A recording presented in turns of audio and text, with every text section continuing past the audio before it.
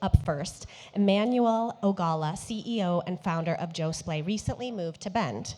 Josplay is a music tech company providing robust intelligence to enrich African music metadata for increased discovery and wider audience reach. Founded in 2019, Josplay was built by a group of engineers and music experts who are committed to studying and preserving the African music heritage, sharing this knowledge with the global audience, and powering music innovations with proprietary technologies. Since its inception, Josplay has not only built scalable intelligence with music data, but they have also built smarter streaming capabilities now possible for African music. Josplay believes the more empirical and accurate the knowledge grows, the larger the platforms for African music to thrive in a content-heavy digital music ecosystem. Welcome to the Pubtalk stage, Emmanuel. Where are you, my friend?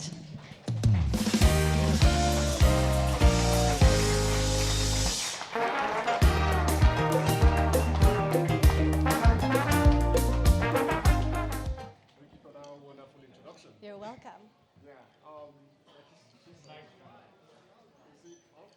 It's on, just hold it really close. Let me see. Mic check. What happened? Okay, there you go. And then just hold it. I think it's on now. There we go. All right. Thanks again for that wonderful introduction. My name is Emmanuel Ogala. I am the CEO of Josplay, like she said. We are basically an African music metadata and intelligence company. I'll tell you why we are just doing African music in a bit, but before then, let me tell you about my team. I work with a team of two other co-founders, Jideofor Okoro and Adobe Okons. Jideofor works out of Nigeria and heads our Africa team, and he's also the marketer on the team. Adobe is a medical doctor. She works out of Lapine here, and she heads our research unit. And, why do we do what we do? Josplay is, so we provide music metadata and intelligence to other companies. So we're essentially a B2B company. And we help them make sense of their African catalog so they can, reach more audiences that has never been reached in Africa. And so let me paint a picture for you here as to why we do what we do. Say you wake up on Saturday morning and you need to do your yoga, and you instruct Siri to play you a very happy music or a very calm music to aid your yoga. Before Siri is able to fulfill that request, Siri needs to know a little bit about the music he has in his catalog. He needs to know which one of them is calm enough and who you are in the first place. What's your taste in music? And Siri does not start listening to the music he has in his database right there and then, because that would be too computationally expensive. So before then, Siri needs to know there are a little bit of data, descriptors that are pre-computed ahead of time and made available to Siri. And Siri can, quickly search through this and get your results. And this is where we come in. But why do we do it just for African music? If you did this in the US right now, you probably get a very good result to aid your yoga. But if my mom did this in Nigeria, for instance, she wouldn't get a good result. And that's because everyone that do this at this point, they kind of, I don't know if I'm allowed to say, but they suck at African music. So we don't get good results when we make this kind of queries. So what we do is take every piece of song made by an African or in Africa, and we try to study it and tease out, through some machine learning processes, tease out these descriptors that can be made available to the likes of Siri or Spotify to aid in playlisting or discovery and all that. So that makes them, it gives you an opportunity to reach an audience that has never been reached before, as opposed to what it is right now, where all the companies are pursuing, what's new or what's trending. So music can really then fulfill that emotional or psychological need that it's supposed to fulfill. But that's just one of the processes that we go through at Josplay. On the other hand, We have, okay, for instance, now you probably, okay, you've got your music, you've got your song. How is it displayed on your app? So you need to see a picture, the name of the artist, the title of the song. Are those things spelled correctly? Is the picture correct? So we have an editorial process on the side, also ongoing, led by or handled by a QA team that looks at each song and makes sure that this editorial metadata is complete.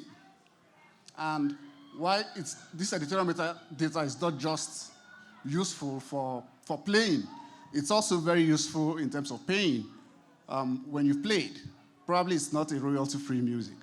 And when it's not, everybody that participated needs to be paid, from the artists, the performers, to songwriters, producers, engineers. And so what we do is mostly this data does not accompany the music when it's released. And we go with our QA team, try to fill up this data so that when people get played, they get paid. And so at the end, what you have is a very rich combination of metadata that lets you play, pay, and also display. And one of the reasons why the people who do it right now kind of suck at it is also that African music is complex. It's not just straightforward like the Western music. It's very heterogeneous, and how we listen is also has a lot of nuances. Sometimes it follows cultural patterns, sometimes it follows political patterns, sometimes it follows language patterns. Like in Nigeria, where I come from, we have 3 ethnic groups whose music never mix, and the listening pattern also follow that. People don't like to listen, or they don't enjoy what comes from the other ethnic groups. And this is not currently built into our AI models. And so this is one of the things that we bring at Josplay. And we know this is, well, okay, let me give you an example of a few people that are currently in the market. There's Grace Notes, owned by Nielsen. It covers rights from Japan all the way through the US to Europe. There's also the EDCO.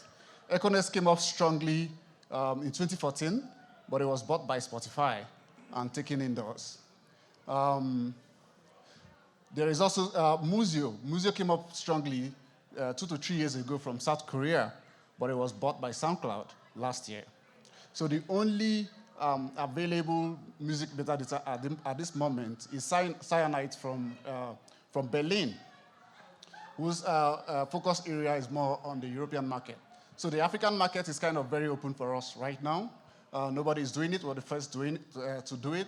We're the first to bring it into the market. And we also bring in rich descriptors.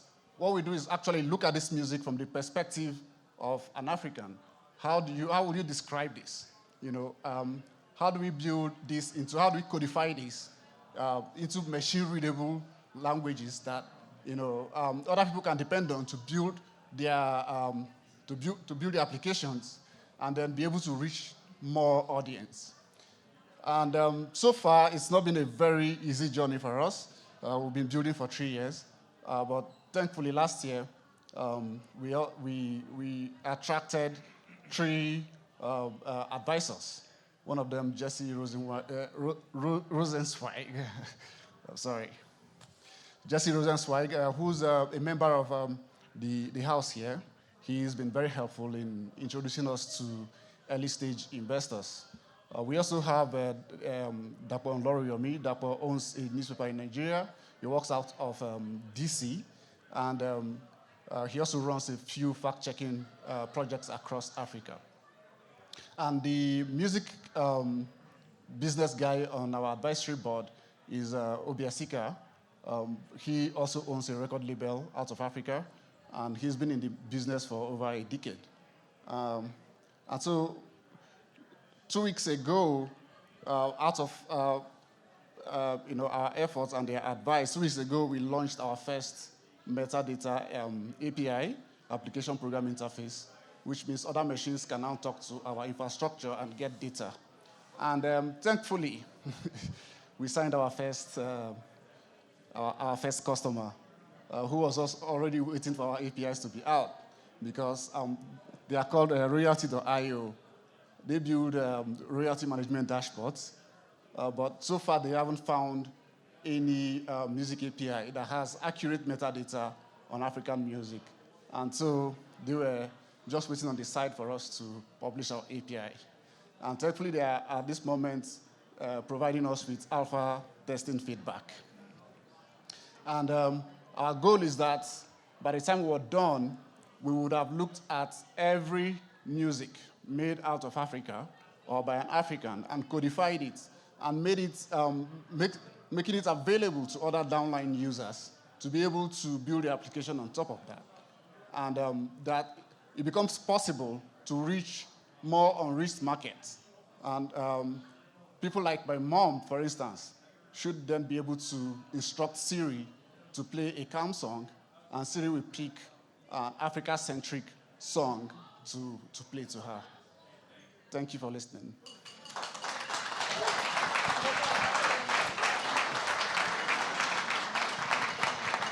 So this is really incredible, but it does sound like it's been a bit labor intensive. Have you had to do each song like by hand? You're finding all the details, entering it, and then going from there? Is that what you've been doing for 3 years? Yes, practically. Practically.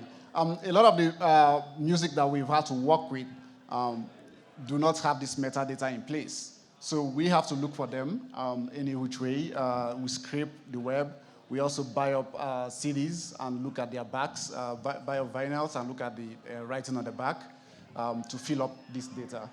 And so you're creating this very cool way for people to access music that makes sense for them if they're looking for a certain type of African music, but you're also preserving African music that otherwise could potentially be lost or only reach a small number of people, is that right? Exactly, yeah. And one thing I didn't mention was that in October last year as well, we put out an African music library where we're sharing this, our experience and the knowledge we've gathered so far and our data so that it can inspire other developers to build for the system. And by this way, we're preserving the heritage, the culture. It's kind of archival, but beyond the data, we also do provide knowledge to others through the process. You must feel like you're just like digging for treasure. Are you just ever surprised by what you're finding, music you've never heard of, music you've never been exposed to? Is that happening pretty regularly? Of course it does. Our music is very rich and very complex, very diverse as well. And so as you go from city to city, the music changes, the instrumentation changes, vocalization changes. And it's so interesting to find all these that are currently outside of the digital system. They are currently not accessible through Spotify or Apple or any of the existing music streaming applications. And sometimes they get played in their local radio stations. It never gets recorded because we just don't know it as the true, for instance, a digital fingerprinting technology who's listening to radio stations to count who's playing what. You just can't, recognize that. So it's amazing. Do I have any questions from the audience for Emmanuel? Okay. Oh, yes. How did you come up with the name? All right. The name is made up of Jos and Play. Jos is a city in Nigeria, one of which I love very much. It's at the center of Nigeria, almost at the, if you divided Nigeria in 4 ways, it's probably going to be somewhere close to the center. And it's a melting pot for cultures across Nigeria. So it's a very welcoming city that has everybody from all parts of Nigeria. And what I intended for Josplay, or what I intend for Josplay, is to be that melting pot for music across all of Africa. Oh, that's so beautiful. So what were you doing before you started doing this? So it feels like this must have been like a natural kind of progression for you, where you're like, this needs to happen, and then you just fell down a big rabbit hole. But what were you doing before? All right. So before this, I was head of a digital strategy team for Premium Times, a newspaper in Nigeria. And from there, I came to the US in 2015. Did my master's in software engineering at CRTU, and I worked a little bit with Freeman Co. as a technical director before starting this. But this actually inspired me to come take my master's in software engineering because at the time I was a self-taught developer and I wanted to build this, but I just couldn't express what I wanted enough for other developers to grasp and build. And so I had to take the course myself, and that opened up a lot of opportunities for me to be able to build out this. So cool. Okay, yes. Who's the most popular African musician that you are streaming? No, we don't stream. Or that you feature? Well, there are too many of them. From Fela, Anikulapo Kuti, and his Femi Kuti is his son. Sorry? Fela? Yeah. There's there are just too many, from Nigeria to Mali to Morocco, all the way to South Africa. You know, but personally, I don't have any favorite. just too many. Just like in awe of all of it, I would think. Yeah. It's probably such an incredibly overwhelming catalog of music. Yep. Just like, what are you in the mood for right now? What about you? So is the long-term play to try to get the African music into other countries? Or is this, the data you're collecting, going to be more specific for people in Africa to find music that... That's a great question. It's a great question. So he wants to know if the big play is to make this for people in Africa to be able to access this music, or to make it so that it, tell me the first part, that it would be, that would integrate. If I say I want to listen to calm music to Siri or Pandora, will it then hopefully get those songs over to me? Or is this more regional based? Yeah, are you trying to get this music to everyone, or are you really trying to make it easier for people in Africa to access it? Our number one goal is to make it easier for people in Africa to be able to access this. But then, if the machine understands that this music is also calm, and it looks like a few of the things you've listened to, then it should also be able to recommend that to you. But our number one goal is the African audience.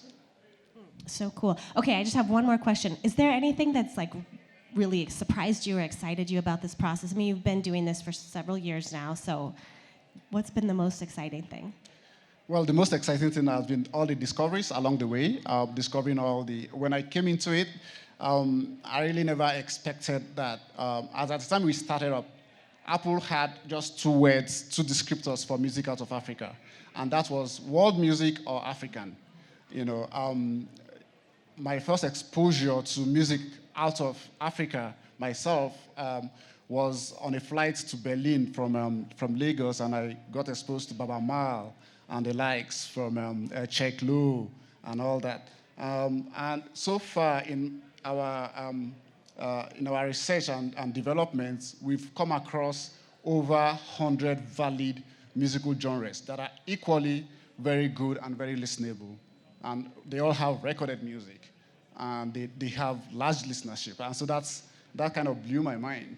And seeing how the music taste changes as you go from the south to the north, based on whether it's very vegetative. If it's very vegetative, like in the rainforest, you have a lot of drums. And as you go up north, through the desert, there are more stringy strings in their music, and which is kind of ties back to the culture. The absence of trees, they are nomadic, and they can carry a lot of loads. And so that kind of also informs their music. So it's not just been a journey in learning music for me, but also a journey in discovery of Africa. This is so beautiful. Well, I feel like maybe you should win the Nobel Peace Prize someday. So, but that's just me. I don't actually have any ins there. I'm gonna put it out there for you, though, Emmanuel. Thank you so much for sharing this with us, and I hope that you'll come back and give us an update. All right, thank you for having me.